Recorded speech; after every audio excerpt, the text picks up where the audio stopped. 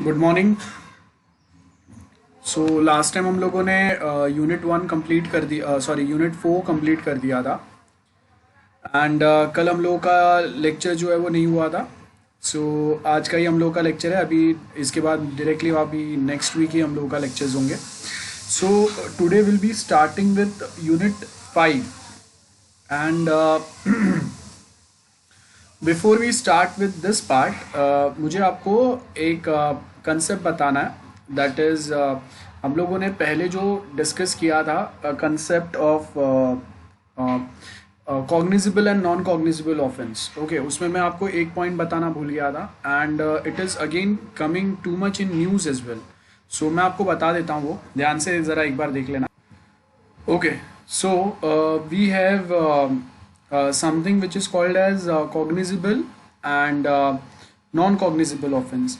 अब आपके जो cognizable offense होता है वो बेसिकली नॉन बेलेबल होता है। बराबर है, मतलब जिसमें एक बार अगर हम लोग केस फाइल हो गया, एक बार अगर अरेस्ट हो गए तो उसके बाद बेल नहीं होगा।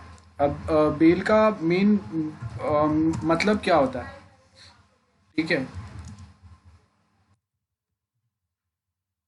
तो यहाँ पे देखो, बेल का मतलब क्या होगा। A person is arrested for bailable offence, he is entitled to release forthwith bail at a police station itself as a matter of right on furnishing a bail bond of reasonable amount.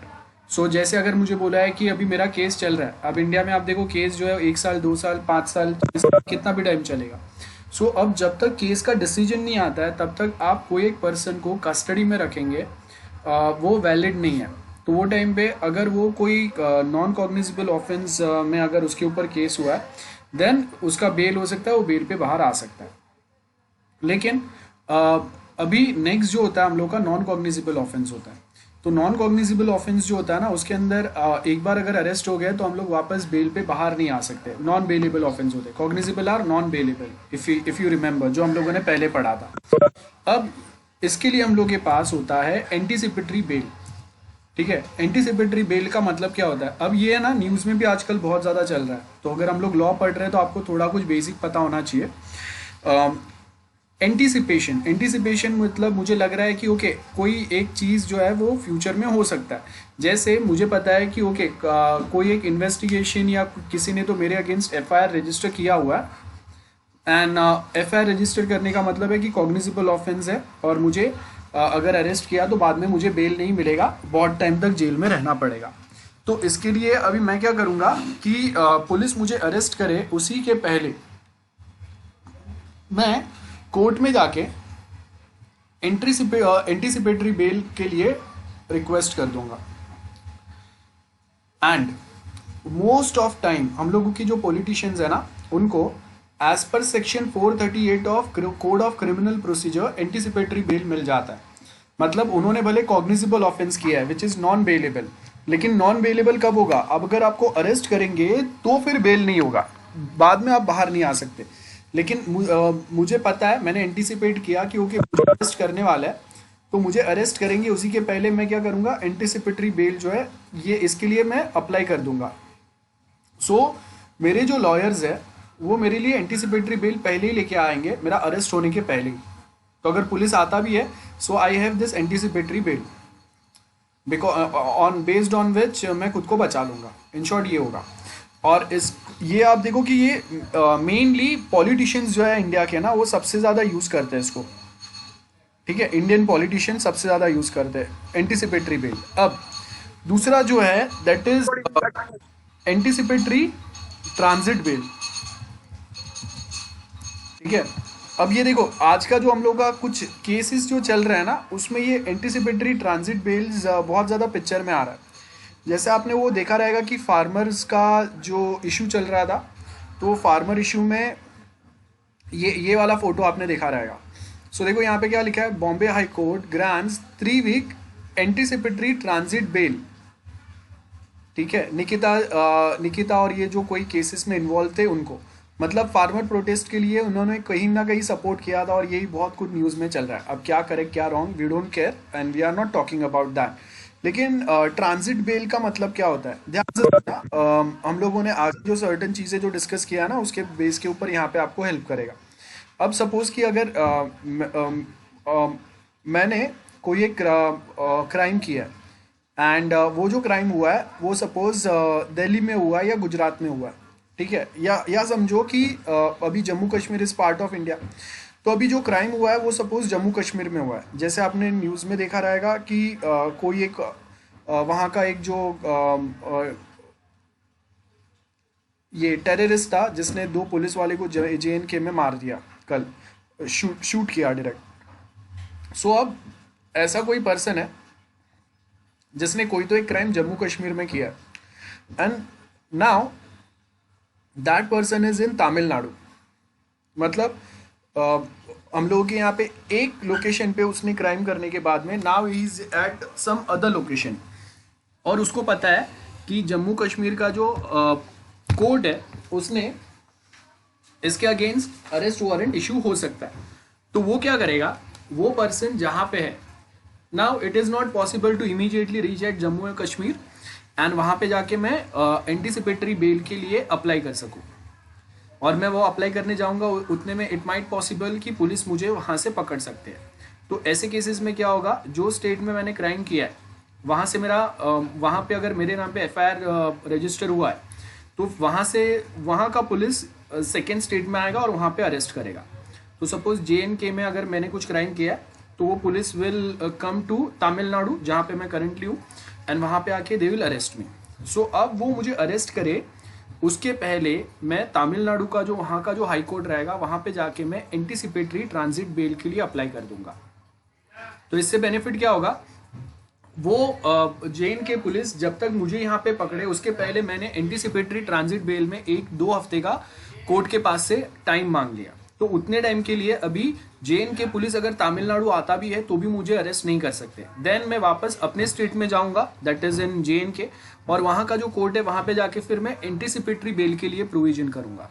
तो same thing is applied here as well. अगर आप देखेंगे यहाँ पे जो ये Nikita Jacob करके जो है जो केस जो चल रहा है अभी, उसने भी एंटीसिपेटरी ट्रांजिट बेल के लिए अप्लाई किया और 3 वीक के लिए बॉम्बे हाई कोर्ट ने वो एंटीसिपेटरी ट्रांजिट बेल अप्लाई कर दिया। मतलब दिल्ली पुलिस अगर अभी यहाँ पे इसको पकड़ने आएगा, ठीक है, FIR रजिस्टर हुआ इसके लिए, without warrant one can arrest and non bailable में जाएंगे। तो यहाँ पे अभी क्या है कि अगर ये इनको अरेस्ट करने आया है तो अभी उसके पहले ही दिल्ली पुलिस उसको अरेस्ट करे उसके पहले उसने एंटीसिपेटरी ट्रांजिट बेल के लिए अप्लाई किया है। अब पुलिस के पास भी एक एंटीसिपेटरी ट्रांजिट बेल जैसे होता है वैसे ट्रांजिट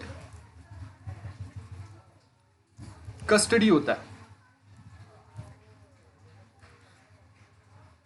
तो ये ट्रांजिट कस्टडी का मतलब क्या है कि अगर हम लोगों ने कोई एक पर्सन को दिल्ली में, जैसे जम्मू कश्मीर में उसने क्राइम किया है, टेररिस्ट है वो, और अभी वो सपोज बॉम्बे में है, तो हम लोगों ने अगर बॉम्बे में अगर उसको अरेस्ट किया है लेकिन जम्मू कश्मीर पहुंचने में हम लोगों को सपोज दो या 3 दिन का टाइम लगने वाला है। तो अब हम लोग एज पर द लॉ, हम लोग as per code of criminal procedure CRPC, हम लोग उसको 24 आवर्स से ज़्यादा without permission, without magistrate order custody में नहीं रख सकते। तो वो टाइम पे हम लोग क्या करेंगे, हम लोग यहाँ के जो मजिस्ट्रेट है, जम्मू कश्मीर का पुलिस है, टेररिस्ट को अरेस्ट कहाँ पे किया है, मुंबई में किया है, तो वो पर्सन को वो लोग बॉम्बे हाई कोर्ट में लेके जाके या यहाँ के जो मजिस्ट्रेट लेके जाके पुलिस जो है वो पर्सन का यहाँ से उनका कस्टडी अलाउ कर देंगे। तो यहाँ का जो मजिस्ट्रेट है वो उनको 3 दिन का कस्टडी, सपोज ट्रांजिट कस्टडी जो है वो प्रोवाइड कर देंगे यहाँ का मजिस्ट्रेट, एंड ये 3 दिन में देन वो आराम से ट्रैवल करके अपने स्टेट में पहुंचेंगे और वहाँ पे फिर वो पर्सन को इन्वेस्टिगेट करके उनका जो लोकल मजिस्ट्रेट रहेगा वहाँ पे प्रेजेंट करेंगे एंड देन वहाँ पे उसके ऊपर केस चलेगा। तो एंटीसिपेटरी बेल होता है, मतलब अगर मैं नॉन बेलेबल ऑफेंस में अगर अंदर जाने वाला हूँ, बाद में बेल नहीं मिलेगा, तो कोई मुझे अरेस्ट करे उसके पहले ही मैं एंटीसिपेटरी बेल का प्रोविजन जो है वो फॉलो करके रखूंगा, तो मुझे कोर्ट से 1 वीक, 2 वीक, 3 वीक्स ऐसा टाइम मिल जाएगा। ठीक है। सेकेंड होता है एंटीसिपेटरी ट्रांजिट बेल, मतलब मैंने क्राइम जो किया है वो कोई एक स्टेट में किया है एंड पुलिस मुझे कोई दूसरे स्टेट में पकड़ने आ रहा है।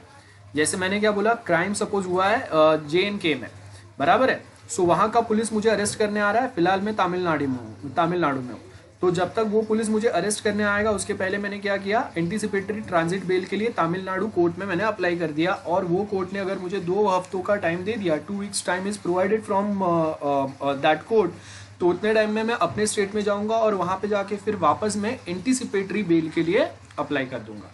अपने मोस्ट ऑफ जो पॉलिटिशियंस हैं वो यही प्रोविजन का यूज़ करते हैं, सेक्शन 438 ऑफ CRPC, याद रखना है, ठीक है, सेक्शन 438 ऑफ CRPC। सो अगर हम लोगों ने 2 टाइप के क्राइम्स पढ़े थे, cognizable and non cognizable. Cognizable crimes कौन से रहेंगे, जिसमें सजा या तो 3 to 7 years का होगा, या 7 years to लाइफ इम्प्रिजनमेंट, या फिर 7 years to death penalty.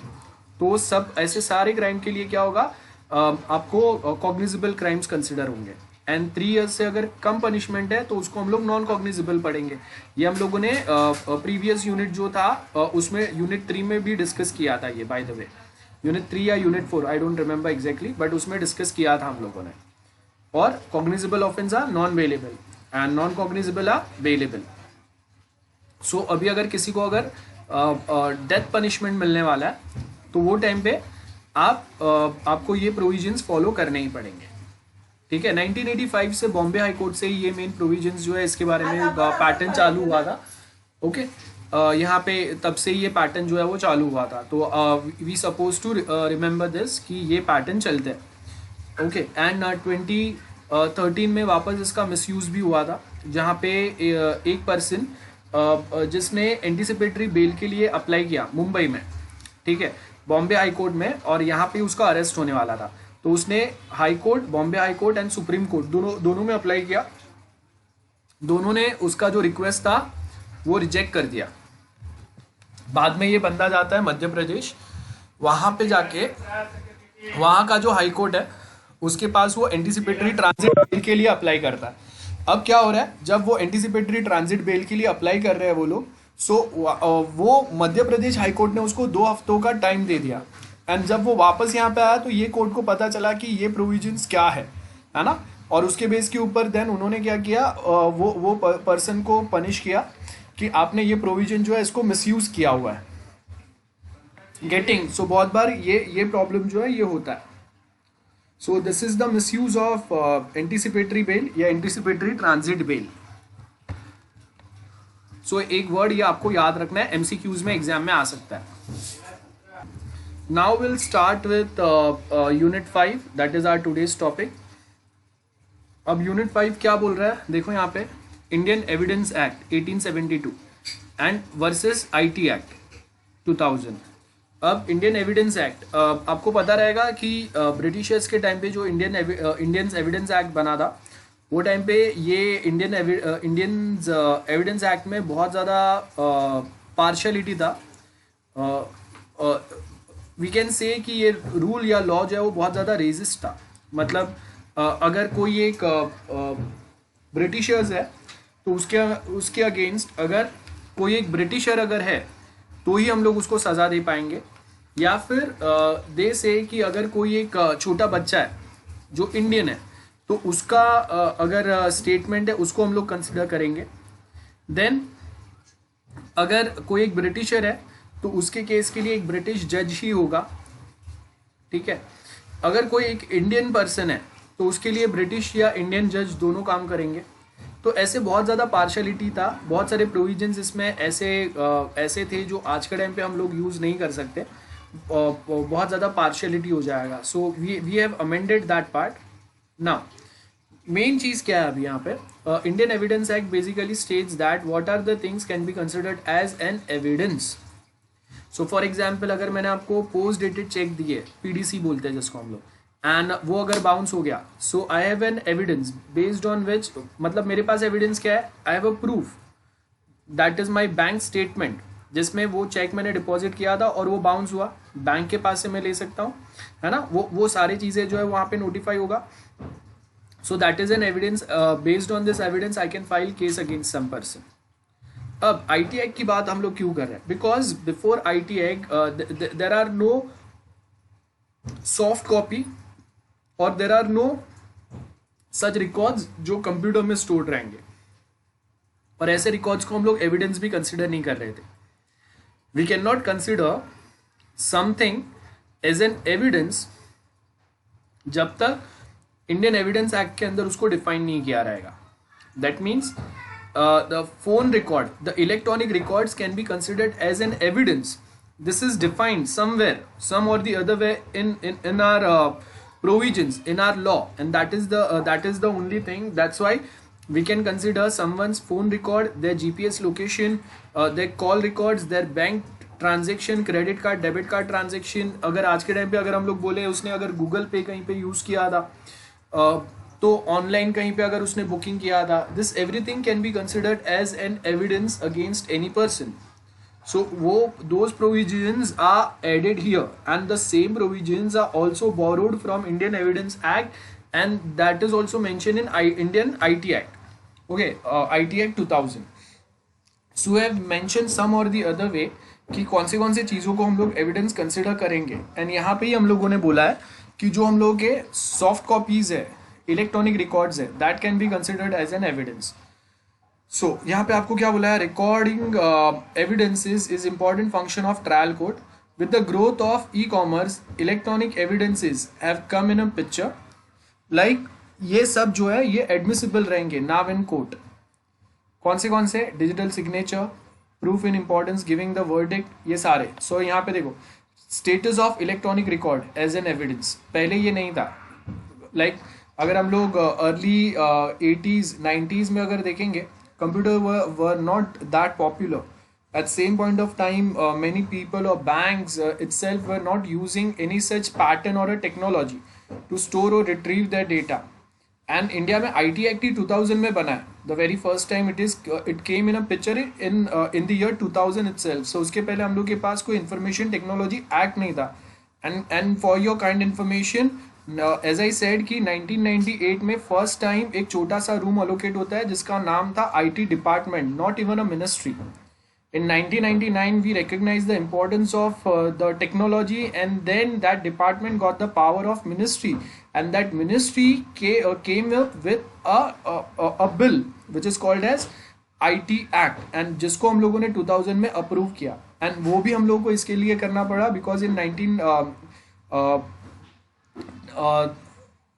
in the year 1995 December, I think December ही था, December 1995 में we have signed a WTO accord, WTO agreement, and in that WTO agreement it is state that कि आपको वो WTO के अंदर जो अलग अलग provisions है which are there for intellectual property, for trade in services, physical trading जो हो रहा है, हर एक के लिए we supposed to update और amend our local rules या law as per the international rule या law, so that foreign companies can come in India, they can set up their business in India, and they feel secure with respect to their intellectual property things as well, कि यहाँ पे उनके साथ injustice नहीं होगा. We do have a standard rules या law or provision present which is common worldwide. सो आप देखो आज के टाइम पे इफ एनी प्रॉब्लम अकर्स, आपने बहुत बार देखा रहेगा, if there is any dispute in India and US, the companies directly knock the door of WTO. तो इसका मतलब क्या है कि आपको अगर कोई भी प्रॉब्लम है, आप वो केस को WTO में लेके जा सकते हैं. जैसे आप देखो कि हम लोगों ने सोलार मिशन जो चालू किया था, so under solar mission Narendra Modi encouraging the startup India program as well, and where they are just emphasizing people to buy goods which are manufactured in India by Indian company. So ये जो statements थे, इसको चालू करने के पहले the US companies are the best sellers of solar panel in India. Now after the statement from Prime Minister of India, they started facing a huge losses. Because जो उनको फॉलो कर रहे हैं, बहुत सारे लोग जो उनको मानते हैं, they started buying the same solar panel from Indian company और Indian startups, and that's why just file a case against India, against the Indian government, stating कि आप पार्शलिटी कर रहे हैं, you are favouring more to your companies और to your people which is against the rules of WTO, and US वो केस जीता भी. ठीक है. सो यहाँ पे हम लोग यही बात कर रहे हैं कि हम लोगों ने कहीं ना कहीं कोई ना कोई रूल्स बनाया हुआ है, और वो रूल्स को टाइम टू टाइम अगर हम लोग कोई एक अमेंडमेंट्स कोई एक अग्रीमेंट्स अगर एक्सेप्ट करते हैं हम लोग, तो उसके हिसाब से आपको अपने रूल्स को, अपने प्रोविजंस को, अपने लोकल जो अगर कोई रूल नहीं है तो आपको बनाने भी पड़ते हैं। For example semiconductor chip protection act, ये था ही नहीं इंडिया में। आई मीन आईसीज बनते ही नहीं थे इंडिया में। आज भी बहुत कम मैन्युफैक्चरिंग होता है। मेन जो आईसीज या सेमीकंडक्टर चिप्स जो बनता है वो कहाँ पे बनता है? यूएस पे बनता है। You can take example, that is the only reason कि आज के टाइम पे automobile industry they are finding the shortage of semiconductor chips. आज के टाइम पे अगर आप कोई भी एक कार देखोगे, 40% कॉस्टिंग जो उसका रहता है, उसके अंदर जो आईसीज जो चिप लगते हैं, जो स्मार्ट टेक्नोलॉजी रहता है उसके एंड रेस्ट 60% आपके कार में जो इंजन और बाकी सारी चीजें रहेंगे उसके रहेंगे। Now if we talk about mobile, laptop और एनी इलेक्ट्रॉनिक डिवाइस, सब में आईसीज या सेमीकंडक्टर्स या चिप होता है। अब ये सारे जो इंडस्ट्री है, they know their market capture as well as they know the demand. अब क्या होता है, लॉकडाउन हो रहा है, लॉकडाउन में कार सेलिंग जो है वो सडनली एकदम ड्रॉप होता है, डाउन जाता है। एंड लॉकडाउन ओपन होने के साथ में एक बड़ा सा स्पाइक आया। स्पाइक आने के साथ में कार का जो सेलिंग है वो सडनली हिट किया। एंड नाउ जितना डिमांड है उसके सामने उतना सप्लाई नहीं दे पा रहे हैं। And now if they want to supply it, तो उनके पास जो स्मार्ट टेक्नोलॉजीज जो आपको इंटीग्रेट करने हैं इन दोस कार, उसके लिए जो आईसीज या जो सेमीकंडक्टर चिप्स का रिक्वायरमेंट है, now you don't have enough supply to provide getting. आपने देखा रहेगा न्यूज में ये आ रहा है, there is a shortage of such semiconductor chips. So इसका मतलब क्या है कि हम लोग कहीं ना कहीं कोई एक चीज प्रॉपर समझ नहीं पा रहे। सो ये जो सेमीकंडक्टर आईसीज या चिप है, इसके लिए भी इंडिया में एक नया एक्ट बना, which is also done in the year 2000। उसके पहले यहाँ पे मैन्युफैक्चर नहीं हो रहा था, यहाँ पे इतने कोई स्मार्ट टेक्नोलॉजी या ऐसे टूल्स हम लोग यूज नहीं कर रहे थे। और ये भी हम लोग को क्यों बनाना पड़ा? Because we have signed WTO agreement in 1995। Getting? So exactly same way हम लोगों ने बहुत सारे रूल्स बनाए। अब ये जो रूल्स या ये जो प्रोविजंस है, से कि वी आर अप्लाइंग और we are allowing technology in India. अगर हम लोग टेक्नोलॉजी इंडिया में अलाउ कर रहे हैं तो उसके साथ में वो टेक्नोलॉजी जो है वो एविडेंस भी बन सकता है। तो इंडियन एविडेंस एक्ट के जो प्रोविजंस है वो सेम आपको कहीं ना कहीं अपडेट करने पड़ेंगे। So in IT act we have provided that the definition of evidence, what things or what facts can be considered as an evidence. So यहाँ पे अगर आप देखेंगे, evidence means an oral evidence, that is a statement of some person, कोई witness रहेगा, कोई documentary evidence हो सकता है। documentary evidence means physical, कोई बैंक के records या कुछ है। सो स्टार्टिंग में हम लोग के पास खाली ये दो ही टाइप के एविडेंस थे, एक ओरल एविडेंस, कोई आई विटनेस आके स्टेटमेंट दे रहा है, and second is documentary evidence, जहाँ पे मेरे पास कोई फिजिकल डॉक्यूमेंट्स, अग्रीमेंट्स या ऐसा कुछ है। नाउ अब यहाँ पे क्या बोला है, fact is said to be proved when after considering the matter before it and the court either believes it exist or consider its existence, so probable the prudent man out under the circumstances for particular case. और हम लोग वहाँ पे consider करते थे based on the facts, the things and the objects which are present front of them. तो कोई एक पर्सन है, कोई एक फिजिकल प्रोडक्ट है, ये सबको हम लोग एविडेंस कंसिडर करते थे। लेकिन वर्चुअल एविडेंस हो सकता है, ये अभी तक पता नहीं था हम लोगों ने। तो हम लोगों ने क्या किया, before the amendment by the IT act is done, Indian evidence act में वर्चुअल एविडेंसेस नाम का कोई चीज नहीं था। So evidence means all the statement which court permits, इसको हम लोग एविडेंस कंसिडर करेंगे। जैसे आपने सुना रहेगा कि पुलिस स्टेटमेंट्स जो है या पुलिस कस्टडी में अगर कोई एक क्रिमिनल है, उसने अगर कोई स्टेटमेंट्स दिए है, दोज आर नॉट एडमिसिबल। मतलब पुलिस कैन नॉट से कि ओके उसने मेरे सामने अपना जो भी कुछ क्राइम है वो एक्सेप्ट किया है ना, he admitted that he attempted this crime. So that is an that statement is given to a police officer, ठीक है। And as per the rules, as per the Indian provisions, any statement given by a witness to a police officer, that is not admissible in a court. So court permits only few things or few processes जो admissible रहेंगे। तो अगर आपको बोलना है कि virtual record जो है उसको भी अगर आपको कोर्ट को परमिट करना पड़ेगा, और कोर्ट परमिट कब करेंगे, when we change or when we amend the Indian Evidence Act, and वो एविडेंस एक्ट के लिए we required some virtual act as well, तो इसके लिए we have Indian IT act. So all document for the inspection of the court, such documents are called documentary evidence. बराबर है. अब यहाँ पे क्या बोला है, वी हैव विटनेसेस जिनके साथ हम लोग फैक्ट्स के बेस के ऊपर इंक्वायरी करेंगे, एंड उनके जो स्टेटमेंट्स है उनको हम लोग ओरल एविडेंस बोलेंगे. And if you have some documents, some papers, some agreements, उसको हम लोग डॉक्यूमेंट्री एविडेंस बोलेंगे. लेकिन यहाँ कहीं पे भी स्टार्टिंग में वर्चुअल एविडेंस ये पॉइंट यहाँ पे मेंशन नहीं रहा, और डिजिटल रिकॉर्ड्स या electronic records. So the electronic records it should B also included in Indian evidence act. ये हम लोगों ने कभी ऐड किया, आईटी एक्ट 2000 में ऐड किया, जहाँ पे क्या बोला है, all statement which court permits or requires to be made before if it witnesses in relation to the matter. जहाँ पे हम लोगों ने ओरल एविडेंस बोला था, उसके आगे डॉक्यूमेंट्स वाला जो था डॉक्यूमेंट्री एविडेंस. सो डॉक्यूमेंट्री एविडेंस का जो डेफिनेशन था उसको हम लोगों ने मॉडिफाई किया, एंड उसको मॉडिफाई करके हम लोगों ने क्या बोला, electronic records including electronic records. जो यहाँ पे डॉक्यूमेंट्स का डेफिनेशन था उसके अंदर we have added one word which is called as electronic records. So based on this amendment now I can say mobile location, GPS location, call logs, bank statement, everything can be considered as an evidence in any XYZ type of a cases. So यहाँ पे वही दिया है, some provisions of Indian Evidence Act जो आपने alter किया, जो modify किया in Indian IT Act. कौन सा? Section 17 जिसमें oral और documentary evidences का definition दिया है, and Section 34 of Indian Evidence Act for words entries in the book of accounts. Like अगर मैं कहीं पे अगर विजिट किया हूँ तो पहले थंब इम्प्रेशन या सीसीटीवी नहीं थे, तो वो टाइम पे कहीं पे अगर एंटर कर रहे हो तो आपको क्या करना पड़ेगा, वहां पे आपको वो एंट्री मेंटेन करना पड़ेगा ना. हम लोग एक रजिस्टर के अंदर वो एंट्री प्रोवाइड करेंगे.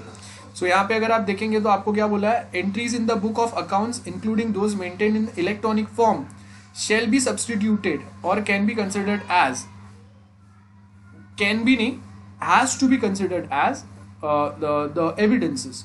ये यहाँ पे शेल है, शेल मतलब कंपल्सरी होगा. ठीक है. Same way we have section 35 of Indian evidence act. Record का मतलब क्या है, record can be physical record or electronic record. So the physical record can be substituted or shall be substituted by IT act. So वहाँ पे हम लोगों ने क्या बोला है, रिकॉर्ड और एन इलेक्ट्रॉनिक रिकॉर्ड, ये हम लोगों ने वर्ड ऐड किया है. Before in section 35 of Indian evidence Act 1872 sorry, वो स्टार्टिंग में वहाँ पे जो वर्ड था वो खाली रिकॉर्ड था. उसके बाद हम लोगों ने उसको अमेंड किया, ऑल्टर किया, and we have added record और एन इलेक्ट्रॉनिक रिकॉर्ड. ये एक वर्ड और एक ऐड किया हम लोगों ने. देन सेक्शन 59 अगर आप देखेंगे इंडियन एविडेंस एक्ट में, for the words content of document and the words, यहाँ पे हम लोगों ने क्या बोला, कंटेंट ऑफ डॉक्यूमेंट्स और इलेक्ट्रॉनिक रिकॉर्ड्स. यहाँ पे भी देखो ये इलेक्ट्रॉनिक वर्ड ऐड किया है. So everywhere we have just amendment this things, और वही यहाँ पे आपको दिया हुआ है.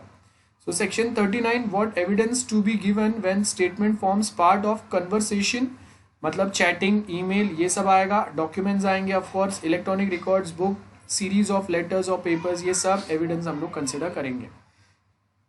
Section 131 production of documents or electronic record which another person having possession used to produce.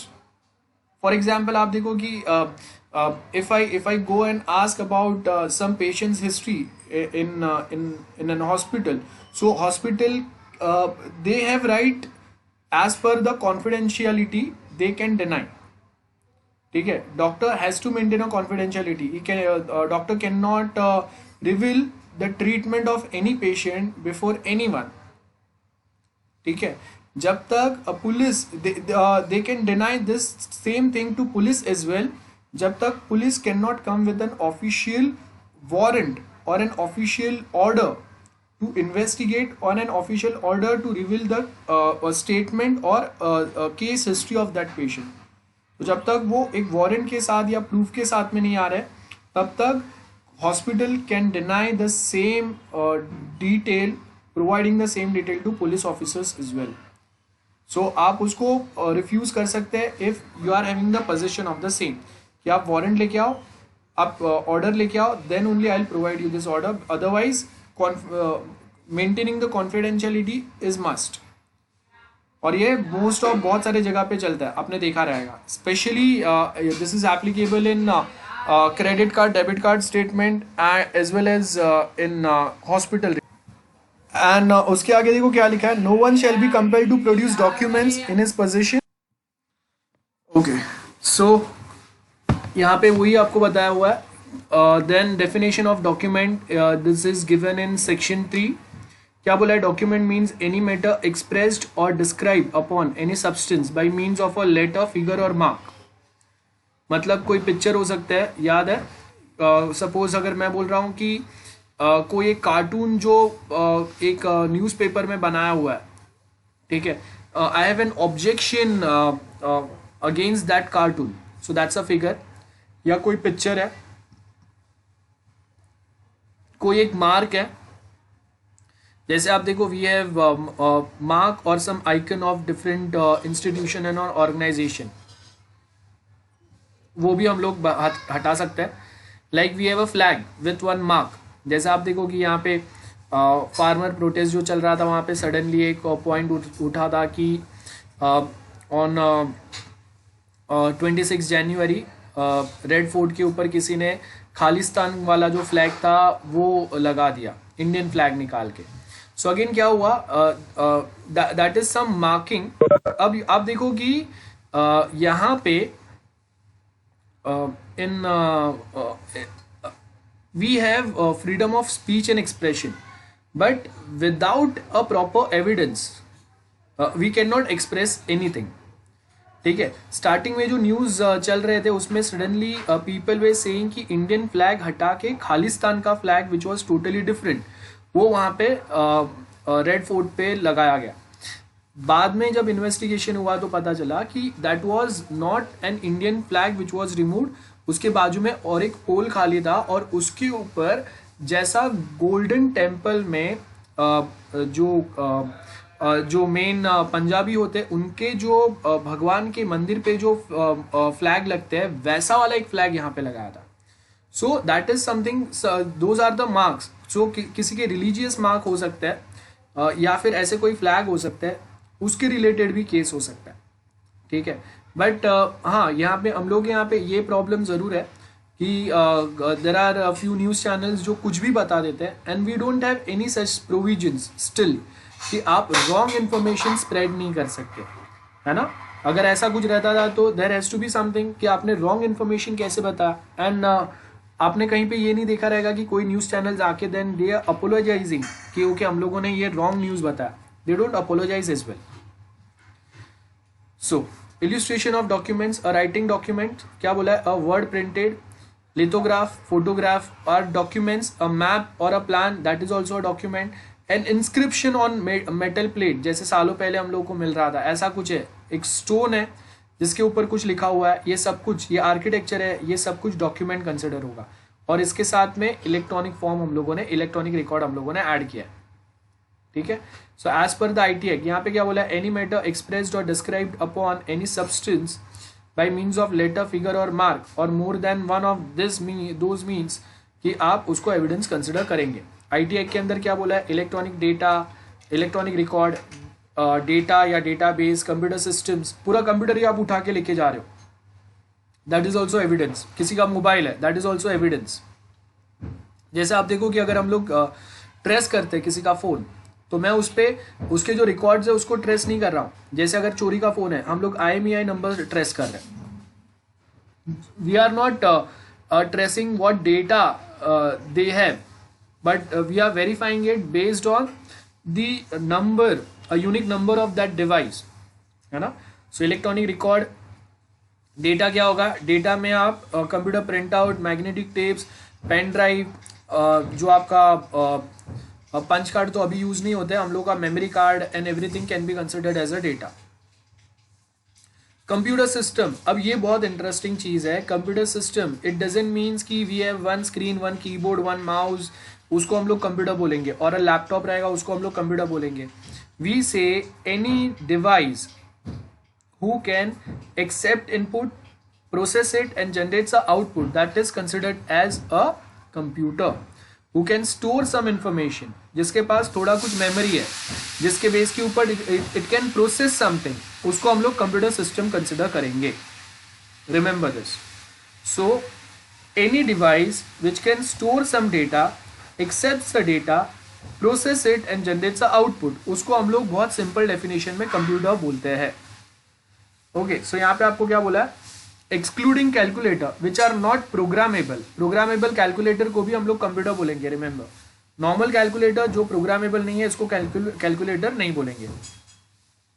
So electronic instruction दे सकते हैं, इनपुट जाएगा एंड आउटपुट मिलेगा आपको by performing some logic, arithmetic, data storage, retrieval होगा, कम्युनिकेशन पॉसिबल रहेगा and many other function if it is possible, many other function if that device can perform, उसको हम लोग कंप्यूटर बोलेंगे. Okay, characteristics of electronic record क्या होगा.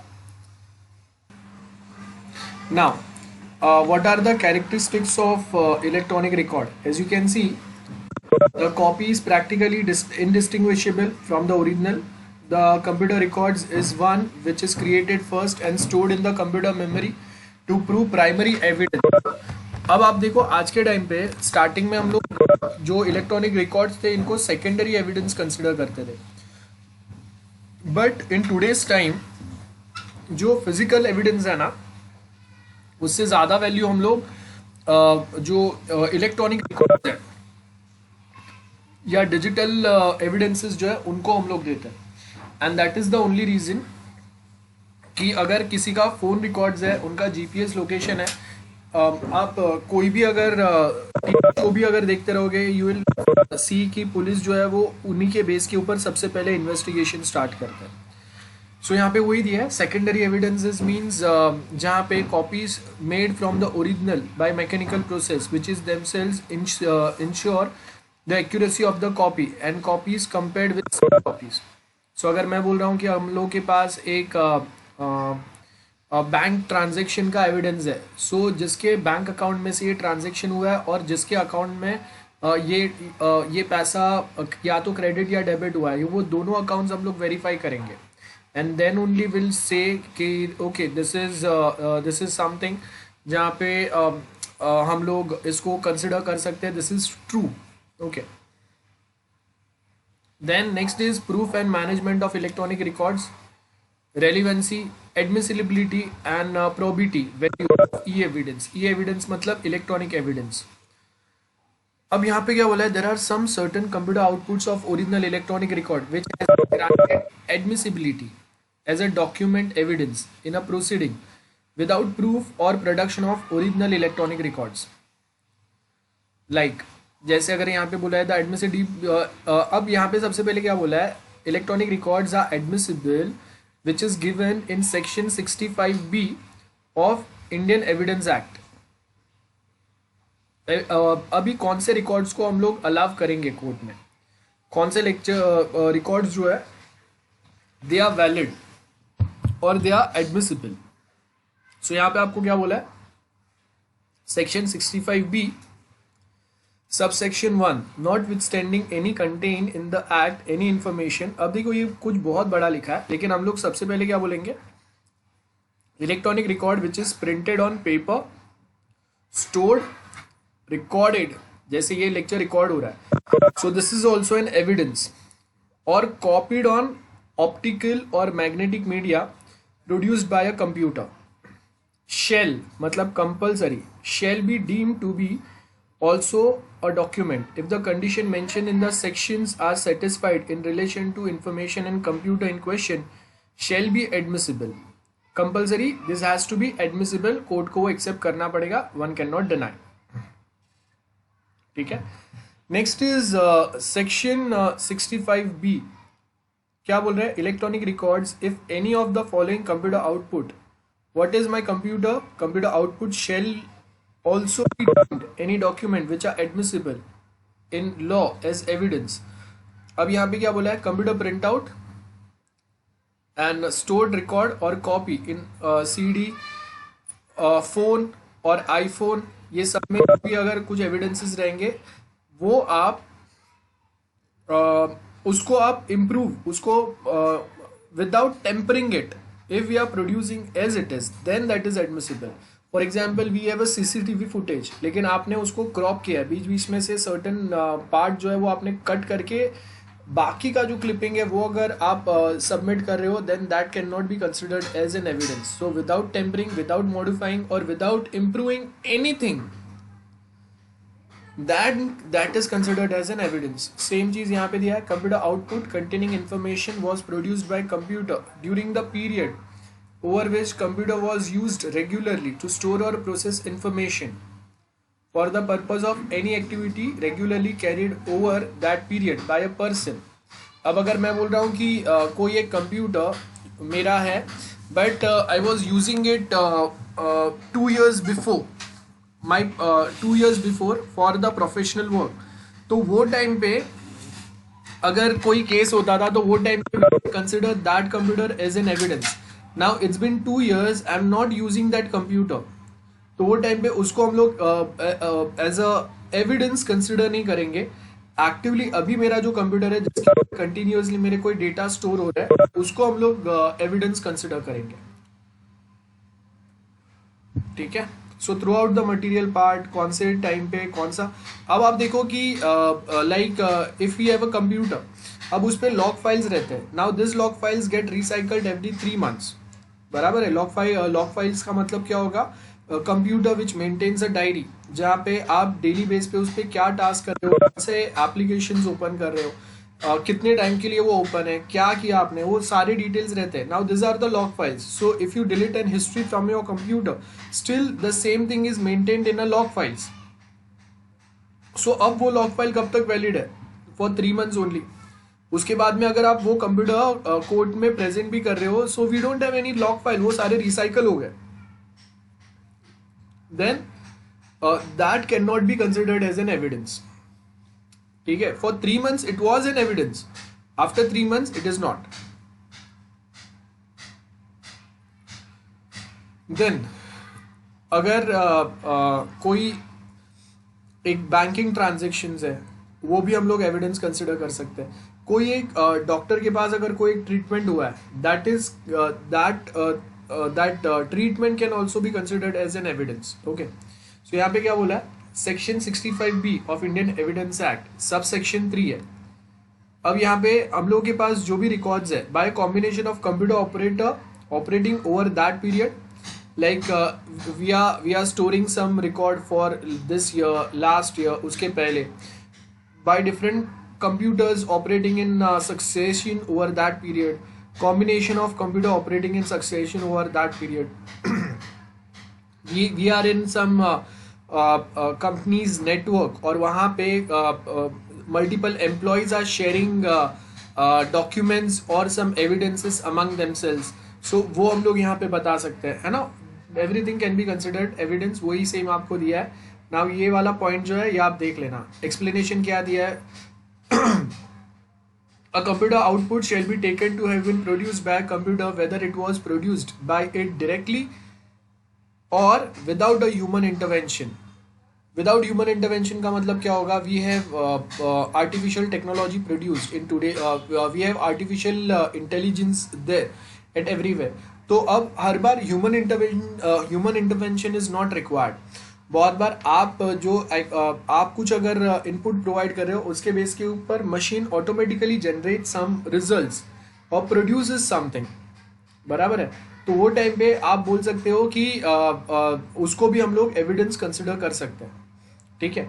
Like we have automatic answering machines. तो अब वहाँ पे if I just say something, ठीक है, और उसके बाद में मैंने अलार्म लगाया था उसका, तो अब जब मैंने अलार्म या रिमाइंडर रखा हुआ है, at that point of time machine will order some food for me, they will perform some task. So वो विदाउट ह्यूमन इंटरवेंशन हुआ है. गेटिंग. सो वो टाइम पे that is those things can also be considered as an evidence. जैसे मैंने कोई email भेजा है, अब मैंने टाइमर लगा के रखा है कि okay after 2 days you send this email to this many people. So अब वो मैंने ह्यूमन इंटरवेंशन एक्टिवली वो टाइम पे नहीं हुआ है जब ईमेल गया है, वो टाइम पे मैं आपके साथ में हूँ, but email has arrived. So without human intervention हुआ है ना. क्यों? प्रीवियसली वी हैव नोटिफाइड और we have such smart devices जो आपके बिहाफ में कुछ काम कर सकते हैं. Like we have robotic things now. So robotic things can work without human intervention on their own intelligence. तो वो अपने इंटेलिजेंस के बेस के ऊपर अगर कुछ कर रहे हैं, कुछ डेटा प्रोड्यूस कर रहे हैं, या इफ दे प्रोवाइड सम, जैसे we have a Sophia robot, आपने सुना रहेगा, बहुत ज़्यादा न्यूज़ में भी आया था. तो अब that robot got the capability कि वो एक आंखें पेपर प्रेजेंट कर रही है, then he is learning different languages. वो बहुत सारे दूसरे जो नॉर्मल ह्यूमंस जो कुछ टेक्निक्स सीखते हैं, कुछ हैबिट्स रहते हैं, कुछ हॉबीज रहते हैं, वैसे वो भी बहुत सारी चीज़ें सीख रही है. तो अब अगर कुछ आउटपुट प्रोड्यूस कर रही है, वो अगर कुछ एविडेंस बता रही है, तो उसमें ह्यूमन इंटरवेंशन नहीं है अभी. So that can also considered as evidence. That's what we are trying to say. मतलब टेक्नोलॉजिकल अपग्रेडेशंस जैसे होंगे, उसके साथ में हर बार ह्यूमन इंटरवेंशन के साथ ही अगर कोई कंप्यूटर में कुछ रिजल्ट जनरेट हुआ है, कोई डेटा जनरेट हुआ है, उसी को हम लोग एविडेंस कंसिडर करेंगे, ये ज़रूरी नहीं है. As and when technology gets updated, आपका okay, let's take a example. हम लोग के पास automatic driver self driving car है, लाइक वी हैव टेस्ला का. That is one example. Driverless car है. अब वो जो कार है वो अभी ऑटोमेटिकली खुद से चल रहा है, without a driver, without a human intervention. आप सिर्फ सोर्स एंड डेस्टिनेशन बताएंगे एंड उसके बेस के ऊपर वो कार जाएगा. अब because of any XYZ type of a error और अ मिस्टेक, अगर एक्सीडेंट होता है, हु इज रिस्पॉन्सिबल देन? अब यहाँ पे हम लोग जो सॉफ्टवेयर है उसमें अगर कोई एरर है, उसको कंसिडर करेंगे. That's going to be an evidence कि okay, I was working on something, auto driving mode पे कार रखा था, एंड वो उसका जो सॉफ्टवेयर है उसमें कोई मिस्टेक हुआ, उसमें कोई एरर आया, and because of which accident happen. Again a very complex thing. अगर ड्राइवरलेस कार अगर एक्सीडेंट करता है, किसी का अगर डेथ होता है, who is responsible? Owner of a car, या the company who generated that car, or a software developer who basically developed that software? Yeah, no one. Again a very critical question. So same way we are saying कि okay, कोई एक certain places पे we are considering something as a evidence, बराबर है, with human intervention, without human intervention. तो अगर without human intervention अगर कोई एक सिस्टम अगर मैल फंक्शन कर रहा है, उसकी वजह से अगर किसी को कोई प्रॉब्लम हो रहा है, and we are filing a case, now we have a driverless car, against whom we are going to file a case? A very very interesting topic. So अगर इंडिया में अगर ड्राइवरलेस कार आ रहा है, तो again we suppose to amend our own rules as well. अब हम लोग machine को तो सज़ा नहीं दे सकते. क्या सज़ा दोगे आप? उसको उठा के आप ऐसे ही रख देंगे स्क्रैप में. बट जिसका जान गया, उसके लिए कंपेंसेशन क्या होगा? Who is responsible? So not just in India, but जहाँ पे चल रहा है. सो अभी हम लोग यहाँ पे देखेंगे कि विदाउट ह्यूमन इंटरवेंशन ये चल रहा है. They are taking decision based on their own intelligence, जिसको हम लोग आर्टिफिशियल इंटेलिजेंस बोलते हैं. Like we have devices in hospital or in medical field as well. So आप देखो कि बहुत सारे machines भी हैं जो बहुत complicated, जो कैंसर के जो ट्रीटमेंट्स होते हैं, सर्जरी होता है, वो सर्जरी वो परफॉर्म कर रहे हैं. तो अब जब वो सर्जरी परफॉर्म कर रहे हैं, इसमें ह्यूमन इंटरवेंशन नहीं है. हम लोगों ने डायरेक्ट किया, हम लोगों ने बताया, और बाकी का काम वो मशीन कर रहा है. तो अगर वो मशीन काम कर रहा है और वो टाइम पे अगर कोई प्रॉब्लम आएगा, then how we are going to tackle that? उसको हम लोग एविडेंस कंसिडर करेंगे क्या? यस, डेफिनेटली हम लोग उसको एविडेंस कंसिडर करेंगे. लेकिन अभी उसके ऊपर केस कैसे चलेगा? मतलब अगर मैं बोलूंगा कि आप डॉक्टर को रिस्पॉन्सिबल रखेंगे या मशीन को? ऑफ कोर्स मशीन किसके थ्रू हैंडल हुआ था? कमांड किसने दिया? डॉक्टर ने दिया. बाद में मशीन ने खुद से काम किया. अब डॉक्टर बोलेगा कि मैंने तो वो मशीन बनाया नहीं है, it is basically I got that machine from XYZ company. So again यहाँ पे हम लोग विदाउट ह्यूमन इंटरवेंशन कुछ चीज़ों को अलाव तो कर रहे हैं, लेकिन अगर यहाँ पे प्रॉब्लम होगा तो कौन रिस्पॉन्सिबल रहेगा, ये अभी भी हम लोग के पास क्लियर नहीं है. And this thing is not clear where the places जहाँ पे ये ऑटो ड्राइविंग कार्स आ गए. गेटिंग? सो यहाँ पे आपको कुछ एग्जाम्पल्स दिए हुए हैं, एक्सप्लेनेशन दिया हुआ है. What things are relevance and उसका admissibility क्या रहेगा? So as you can see, as we know under section 65, computer outputs are admissible, but we have to prove it is an evidence also. Evidence may be given in any. अब देखो कोई एक case file किया है, तो आप अगर किसी के अगेंस्ट केस फाइल करते हैं ना, तो आपको वहां पे प्रूफ देना पड़ेगा कि this are the main evidences जिसके बेस के ऊपर I am filing a case. And आप जहाँ पे केस फाइल कर रहे हो, जो मैजिस्ट्रेट है, इफ दे फाइंड कि आपने जो भी कुछ बोला है वो अगर करेक्ट है, तो ही वो फिर आपका केस एक्सेप्ट करेंगे. एंड जिसके अगेंस्ट आप केस फाइल कर रहे हो उनको नोटिस जाएगा. सो आप जो एविडेंसेस बोल रहे हो उसका एग्जिस्टेंस होगा या non existence of every fact in issue and of such other facts as are hereinafter declare to be relevant and of no other, कि कभी हम लोग उसको रेलिवेंट डिक्लेयर नहीं करेंगे, है ना. ये सब हम लोग देखेंगे. एंड यहाँ पे अगर मैं आपको एक एग्जाम्पल दूं, वी हैव वन केस जहाँ पे अभी कोई एक एविडेंस जो है वो इंडियन सिटीजन नहीं है. ठीक है, लेट्स सपोज मैं बोल रहा हूँ कि एक ऑनलाइन लेक्चर चल रहा था एंड वो टाइम पे अगर कोई एक प्रॉब्लम होता है, कोई एक केस फाइल हो रहा है, जैसे सपोज कि अगर किसी का मर्डर हो गया. अब ये ऑनलाइन मीटिंग, वर्चुअल मीटिंग चल रहा था. अब जो पर्सन ने ये लाइव मर्डर देखा है, he is in US or in some other country, and that is the only person जो एविडेंस है. How we are going to consider that? उसको हम लोग रेलिवेंस मानेंगे, एडमिसिबल मानेंगे, और अगर मानेंगे तो कौन से बेसिस पे हम लोग उसके पास से हम लोग कौन से बेसिस पे हम लोग स्टेटमेंट लेंगे. गेटिंग? सो ये कुछ पॉइंट्स है. लाइक देखो यहाँ पे क्या बोला है, A accused of a murder of B at his trial following facts may be in a issue that A caused B's death, A intended to cause B's death, or A had received a grave and a sudden provocation from B. So ये 3 अलग अलग cases है, बराबर है. और ये बहुत बार हम लोग कंसिडर करते हैं. जैसे आपने एक रिसेंटली एक केस हुआ था जिसमें हस्बैंड ने अपने वाइफ को प्रोस्टिट्यूट बोला था. एंड वो टाइम पे उसकी एक बड़ी बेटी भी थी साथ में. एंड उसके बाद में उनके बीच में आर्ग्यूमेंट्स होते हैं एंड गुस्से में, और ये जो लैंग्वेज यूज़ किया हस्बैंड ने अपने वाइफ के अगेंस्ट, उसके बेस के ऊपर वाइफ ने अपने हस्बैंड को मारा, मर्डर हो गया. And then the lawyer tried to prove it was a crime against a woman in a self defense. वो वाइफ ने या वो वुमेन ने अपने हस्बैंड को मारा. ये दे प्रूव्ड दिस. सो उसको हम लोग क्या बोलेंगे? Sudden provocation. ठीक है. और a grave received from one person and against a self defence आपने कुछ किया. एंड ये न्यूज में भी आया था कि वाइफ ने मर्डर किया, अपने हस्बैंड को मारा, and in court they proved that was the sudden provocation, some statement which were given from the husband which was against the dignity of a woman, और भी बहुत सारे पॉइंट्स रखे. So in short they try to prove कि ये जानबूझ के नहीं हुआ है, it was a mistake from the husband side only, and in self respect, to maintain their self respect and as well as खुद को डिफेंड करने के लिए और खुद को और अपनी बेटी को बचाने के लिए this wife murdered his husband. Okay.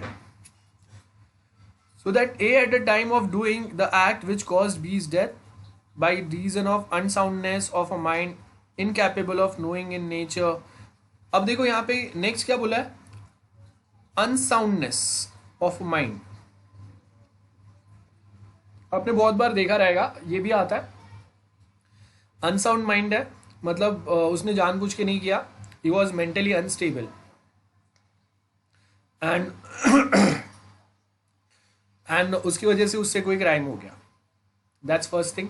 Fact is said to be relevant to another when one is connected with other in any other way referred to in the provision of this act relating to relevance of the fact.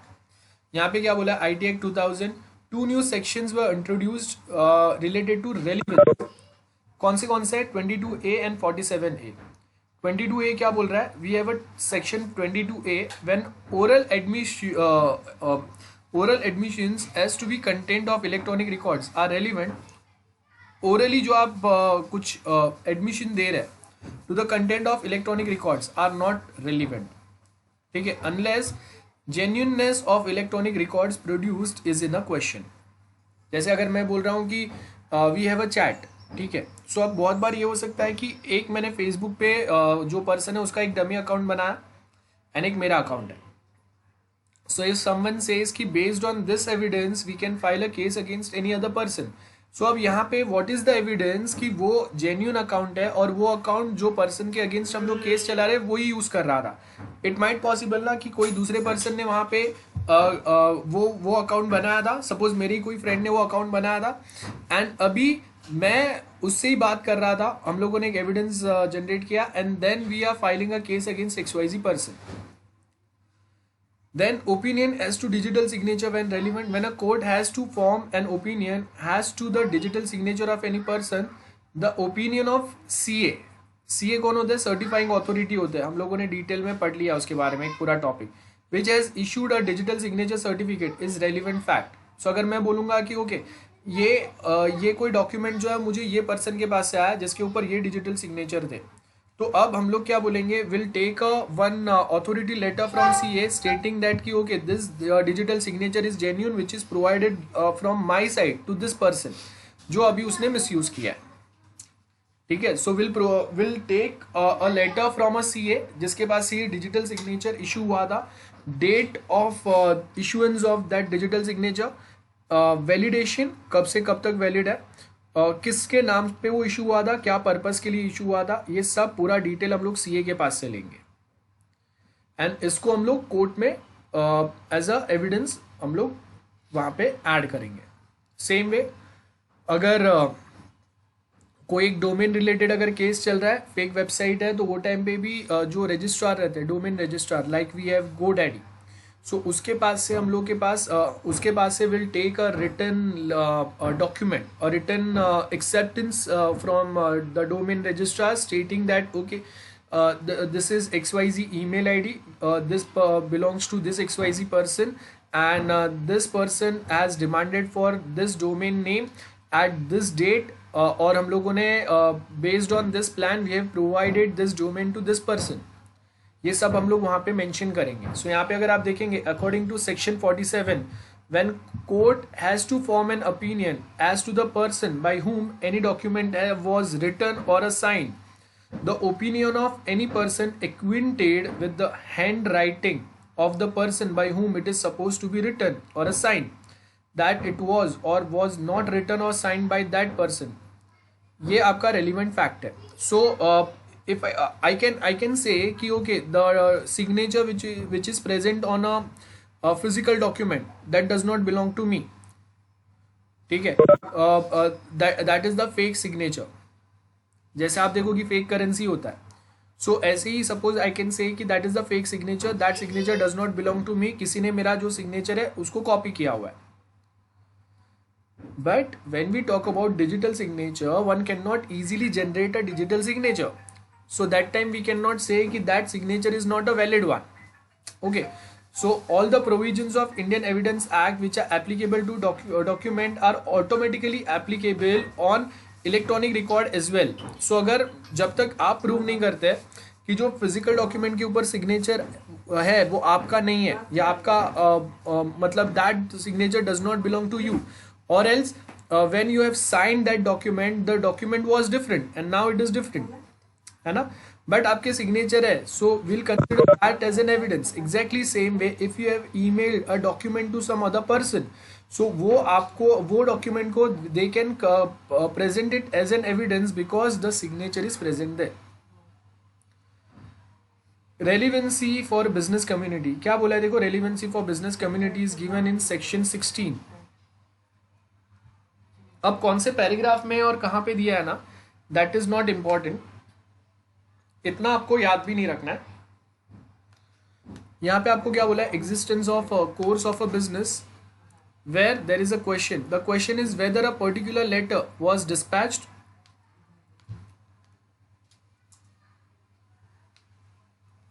The fact that it was the ordinary course of business for all letter put in a certain place to be carried out to the post, that particular letter was put in that place, are relevant. Then the question is whether a particular letter reached A. The fact was posted in due course and was not returned through the dead letter office are relevant. अब देखो कि suppose मुझे अगर एक notification आता है कि okay you have this much time to renew it और पे योर टैक्स और एनीथिंग. अब वो लेटर रेलिवेंट है अगर वो during that duration reaches to me. अब देखो बहुत बार हम लोग पहले जब पोस्ट यूज करते थे ना, post office services instead of courier service, तो पोस्ट ऑफिस सर्विस बहुत डिले होता था. तो बहुत बार क्या होगा कि जब तक मुझे वो नोटिफिकेशन मिलेगा टू पे योर टैक्स और एनी नोटिस, ऑफिशियल नोटिस, वो कभी कभी तो वो डेट निकल जाता था वो मिलने तक. If same thing is happen in this case as well, या फिर आपने मुझे ईमेल भेजा, अब ईमेल मैंने रिसीव किया कि नहीं किया इसका कोई एविडेंस नहीं है. No one has that evidence till now. So आप देखो कि बहुत बार we can just simply deny कि okay I have not received any email. So आपने मुझे लेटर भेजा, you have sent it over an email, you have that notification, but I can say कि because of any technical problem we have not received it, that's it. So again क्या हो गया, वहाँ पे भी we don't have any 100% evidence कि ये email जो है, जब तक आप देखो कि बहुत बार official emails जो रहते हैं ना उसमें हम लोग नीचे received करके reply करते हैं, acknowledgement बोलते हैं उसको. So that means now the sender got and proof that you have received that email. So आपने मुझे कोई एक email send किया है, and in return if I have not acknowledged it, then I can deny at any point of time that I have not received that email. And you don't have any XYZ, any 100% sure proof कि आपने वो email मुझे भेजा और मुझे मिला ही मिला वो. So यहाँ पे वही है कि जो लेटर आपने भेजा है अब वो उतने ही टाइम में वो लेटर मिला है क्या. अब बहुत बार होता है कि आपका ईमेल एड्रेस अगर प्रॉपर नहीं रहेगा, ईमेल बाउंस्ड बैक, तो वो टाइम पे तो पता चलेगा. लेकिन कभी कभी ईमेल बाउंस बैक भी नहीं हो रहा है और रिप्लाई भी नहीं आ रहा है. Then what? Then authorship of electronic record.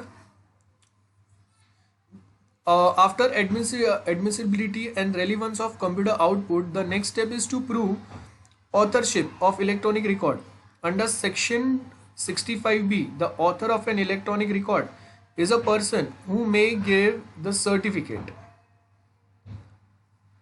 The person who has official position. अब देखो डिजिटल सर्टिफिकेट, द CA. अब CA को ऑथोराइज कौन करते हैं? Controller of CA. So controller of CA comes under that is at a government level body. अब वो किसको मॉनिटर करेंगे, किसको वो सर्टिफाई करेंगे? To CA. And CA in turn can provide digital certificate to other people. बराबर है. अब I am not a CA या फिर CCA जो है, कंट्रोलर जो है, ही कैंसल्ड माई लाइसेंस. एंड उसके बाद भी अगर मैंने किसी को सर्टिफिकेट प्रोवाइड किया, देन मेरे पास वो परमिशन ही नहीं था, है ना, फिर भी मैंने किसी को सर्टिफिकेट प्रोवाइड कर दिया. अब वो सर्टिफिकेट लेके जो पर्सन है उसने कुछ क्राइम किया. So how we are going to tackle that case? That's first thing. Second thing कि जो पर्सन ने डिजिटल सिग्नेचर यूज किया या एनक्रिप्शन डिक्रिप्शन जो भी पैटर्न है यूज किया, they have misused the digital certificate in short, and that certificate was not given by Indian CA. That certificate was given by some CA which belongs to US और ऑस्ट्रेलिया और UK. So वो time पे authorship किसका रहेगा, वो admissible होगा या नहीं यहाँ पे, और कब एडमिसिबल होगा, on what cases, on what basis, that's second thing. So यहाँ पे आपको क्या बोला है? ऑथरशिप. ऑथरशिप मतलब जो आपको सबसे पहले तो सर्टिफिकेट दे रहा है उसके खुद के पास ऑथोरिटी है. सेकेंड थिंग आपको दिया है तो वैलिडेशन प्रॉपर हुआ है. The person who has official position to the operation of computer or a management of activities regularly carried out during the period when the computer was used regularly to store or process information for such activity, then only such a person only provides the evidence of authorship of electronic record. So मतलब अगर मैं बोल रहा हूँ एक digital signature misuse हुआ है उसका, अब वो जो है वो मुझे टीसीएस के पास से मिला है, because at that point of time TCS was a CA, but अभी TCS is no CA anymore, is not a CA anymore. तो वो टाइम पे अब if TCS submits a letter in a court stating कि हाँ इन 2005 या 2010 या 2015 I have provided this digital signature या digital certificate to this XYZ person, ठीक है, सो अब वो ऑफिशियल पोजीशन पे है ही नहीं, he is not handling that. So अगर आपको डिजिटल सर्टिफिकेट वेरीफाई करना है और उसके सपोर्ट में if you need an official letter stating की या दिस इज द सीए, इसने ये डिजिटल सर्टिफिकेट प्रोवाइड किया था एंड उसके ऊपर जो सिग्नेचर है that is the valid one which is authorised by और which is supported by some CA, and वो सीए आज भी सीए है, उसके पास से उसका ऑथोरिटी गया नहीं है, then only that is a valid thing.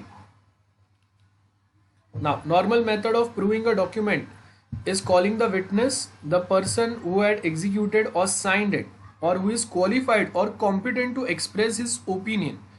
अब आप देखो डिजिटल सिग्नेचर का इशू हुआ है, कोई एक डॉक्यूमेंट के ऊपर मिसयूज हुआ है, अब आप जिसको बुला रहे हैं उसको पता ही नहीं है कि what is digital signature means. So if a person does not have a knowledge of digital certificate or digital signature or what is CA, now if you are asking that person to give a statement, so on what basis that person is going to give a statement? उसको जब technically चीजें पता ही नहीं है कि हुआ क्या है, क्या क्राइम है, बराबर है। सो अगर उसको टेक्निकली चीजें अगर पता है, if is qualified, then only he can give a statement. जैसे अगर मैं बोल रहा हूँ कि टैक्स चोरी हुआ है, अब क्या टैक्स चोरी हुआ है आपको अगर टैक्सेशन का पता है, then only you can give a statement कि okay this are the things जहां पे मिस्टेक हुआ है। देन सपोज अगर कॉलेज में एग्जाम में अगर कोई प्रॉब्लम हुआ है, डिस्प्यूट हुआ है, तो अगर मुझे एग्जाम का पैटर्न नहीं पता है, इवेल्युएशन पैटर्न नहीं पता है, I don't know the exact rules और रेगुलेशंस और some specific guidelines provided from the Mumbai University, so without such knowledge how can I give my statement, and on what basis court is going to validate it or court will permit it? So on many situations we require a qualified or competent people to express their opinion or give their statements. We cannot ask anyone to give a statement. Now probative value of electronic records, जैसे देखो we have types of electronic records, कौन से रहेंगे? We have 5 types.